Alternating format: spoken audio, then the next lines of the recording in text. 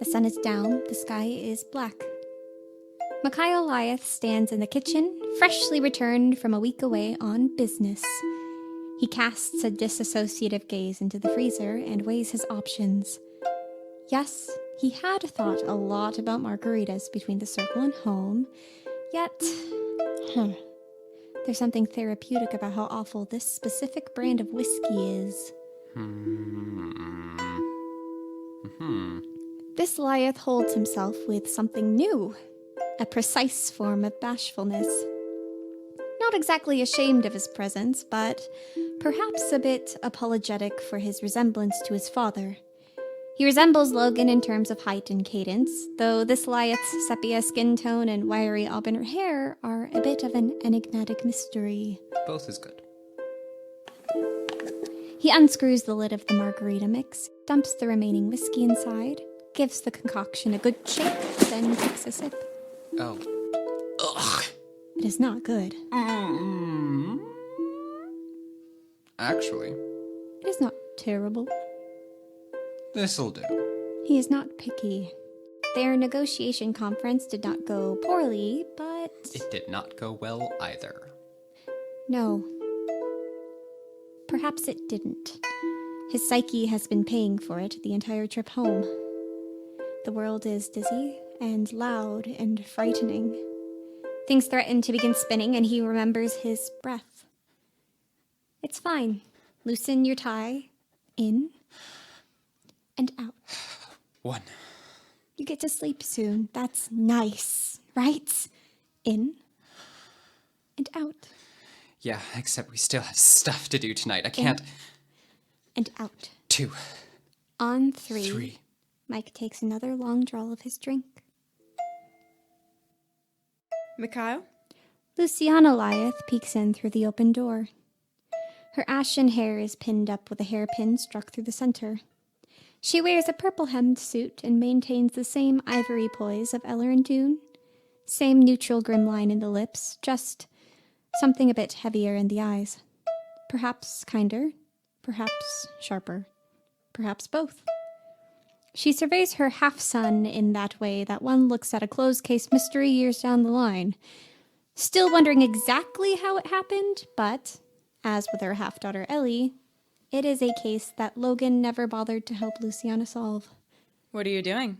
Oh, fitness things. How'd you like the territory of Silvis? The vineyards were nice. I didn't like Braxton all that much. Not at all, no. They really liked you. Think you could see yourself working that vineyard? I have a job. Is something wrong? I kinda wanted a sec to be a... The word alone hangs in the air, unsaid. Luciana nestles against the counter. Night isn't over yet. Logan wants to know how it went. And the new wise woman should be here, right? Right. Damn it. Wonder how that will go.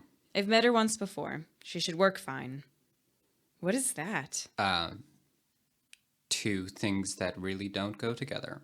Trade you a smoke for a drink? Huh. Well, Mikhail doesn't like sharing things that have been touched by someone else's mouth. He sneaks the bottle back into the freezer and baits a curious look past her shoulder. hey, where's Agnes? She's already in there, giving Logan the rundown so I don't have to. We should probably get going then. You're right. They walk together through the hall, now dim, into the red circular room. Candles line the dining table. The fixtures above hang limply, quite dead. Our solar panels still aren't working. Ellar gets broody at night. Must forget to turn it off. They should be moved to the south roof. The north doesn't get enough sun. Preaching to the choir. In the dining room, Luciana and Mikhail see their family, personal assistants, and a random woman they will momentarily know as Terra. Logan stalks towards them, arms rigidly outstretched. Lucy, my love, how did the conference go? It was fine. They asked about you. Did we get the account? I mean, yeah. It took Mikhail and I did. half the day to even get them on nearly the same page price-wise, right? Well, we compromised. We have quite their a business? Are they taking our salt? There were some things we You had. should have been there. But did you get it? Yes, but it was a close call, Logan. If you had... Mikhail drifts away as Luciana and Logan hash things out, eeping towards his siblings and, that bar. They spot him immediately. Mike! Dune charges and loops his hands around Mike's neck, leaping into his brother's arms like a bride. I missed you, buddy. Aw, thanks, Dune. Did you miss me? Oh, definitely. Did you bring what I asked you to? Nope. Oh, you're a little bitch. And you're a little dependent. Fuck off. Right. Dune dismounts. Ellie takes his place, hanging on to Mikhail a bit more like a monkey climbing a tree. She looks up at him in that big-eyed, sisterly way. Hey, El. Hey, Mikey. I dislike that. I know. Come meet Terra. Who? Terra, this is my brother. Well, I am also... Yeah, but he's the one I'm excited about. Terra, who has not changed out of the powerful bumblebee, approaches him with a level of confidence that he doesn't dare match. His face is frozen in an albeit pleasant expression, but his eyes radiate an energy akin to a small, cornered animal. Hi. Hey, I'm Terra, the prophetess. Mikhail? Yep. Just Mike. Good to meet you. Yes, you. As well. Terra and Just Mike exchange smiles. It's a toothy and half-hearted affair. The interaction is consensually left at that. He's tired, she's tired. They'll figure out each other later. Hey, look who finally decided to show up. A younger woman makes eye contact with Terra. Black hair, sharp eyes, pencil skirt, but festive top. She smiles largely and waves smallly with her pen. Some of the panic lines dissolve from Terra's forehead. Agnes! Knew it'd work out. Hey, Terra. Agnes goes straight in for the hug. Terra is not a hug person, but she politely throws a reciprocating arm around her. Thank they. I hope I'll be a good fit. Oh, no worries. Valis bars are on the floor, I promise you. How's your first day been? Bit of whiplash. No one really knows what to do with me, do they?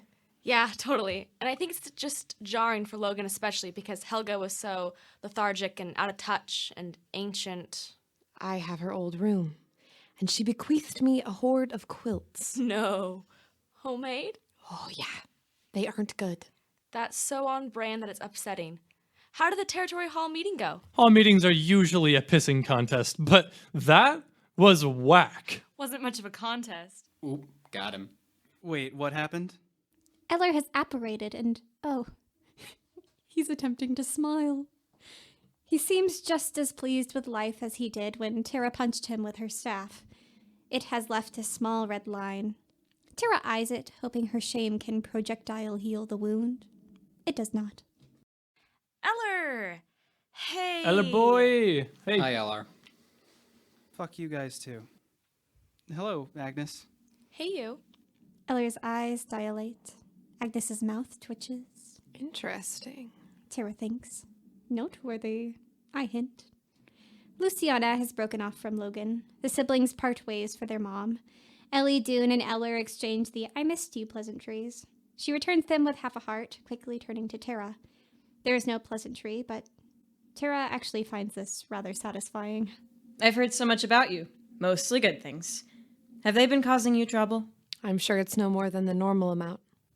Logan's arms wrap around his partner's waist as he inserts himself into the discussion. Dylan scrambles to join the cluster. Ellie beams, nestled between Mikhail and Dune. Ellar broods beside Agnes. They all take a fairly awkward moment of silence, gazing hopefully and fearfully upon Terra. Ah, look, it's a full house meeting. Is this... Are we doing a house meeting? Do you want me to take notes? No. Whatever Logan says next is missed by Terra, because the shadow is back. The one Terra had followed that morning, with its scooping tendrils and relaxed stance, now it stands on the table. As she suspects, Terra is the only one giving it the time of day. It watches her, and when it has her attention, it touches its brilliantly blue arm to the dark bulb above. The room is bathed in a warm glow. Terra can now see that the walls are windows, the chairs cushioned. The light sheds no more clarity to the shadow. Ah, would you look at that? Lights back on, with or without your endless bitching about it. We just need to remember to dim it when we leave the room. Yeah, Ellar. Blame Mikhail's drunk ass. I bet he left it on before he left. And you left it like that? For 5 days? I'm just glad I didn't have to climb to the roof and adjust the panel. Oh, you were never going to anyways. The shadow's shoulders shrink, water falling into its body, dissatisfied. Its gangly arm withdraws from the fixture. The light flickers once, twice, then quickly, and the room is bathed in darkness once again. Oh, would you look at that? Fucking Mike. The solar panels. Fuck off, Ellar. You Fuck guys Mike just off. was so fucking off, zooted. Ellar. There's no way he Solar would even panels. remember to Turn turn it them off. off. It's Ellar. always his fault. Turn it God off. Ellar, damn you it. don't have to be so mean. You would have more power. guys just need to I don't know why It's you're... not him. Terra Ellar, watches please. this circle of interrogation with placidness. The shadow has gone, and now she can only see the low-lit faces of the Lyeth family, Agnes, and Dylan. Dylan is taking notes of the dreadful things being said to each other, with a bit of a drag in his lip. Agnes watches with Terra, but something in her eyes enjoys it. Openly. Sides are taken. For what, though? Terra can't comprehend the battle. Are we still on about the light? Yep. This isn't really about the light. What do you mean? Terra isn't sure. Back in her room, after the argument had dissolved upon the mention of the work week ahead, Terra finds another quilt. She sets her pen to the paper, recalling the figure she had seen. Familiar, similar to the ones in the previous pages. And you know that feeling when you're at the beginning of a big grand something? And there's a small moment where your stomach floats, and you feel weightless, and you know that you have joined or done or begun something quite larger than yourself. As prophetess, Terra has acknowledged that part of her entire life. But she hasn't felt the pending doom of it. Not yet. But now, well, Terra closes the book. She considers going to bed. The work week starts tomorrow, and that prophetic inquiry box was filled. But, of course, there's one loose end that needs some tidying up before she can get a full night of sleep. Terra answers the door. Logan Lyeth stands feverishly. His keys jingle lightly in his hands. Hey, Hey, what happened to my fucking car?